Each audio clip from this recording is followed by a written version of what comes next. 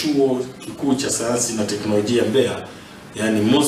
MUST au Mbeya University of Science and Technology, ambaye ni wa mwaka wa kwanza, anaitwa Emilian Joseph Duzu mwenye umri wa miaka 21. Huyu anashikiliwa kwa tuhuma za mauaji ya mwanafunzi mwenzie wa chuo hicho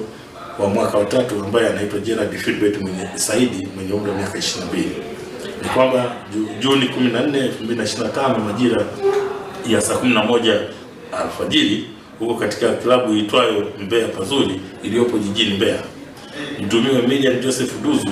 alimjeruhi Gerald Philbert Saidi miaka 22 ambaye kwa sasa ni marehemu kwa kumchoma na kitu chenye ncha kali,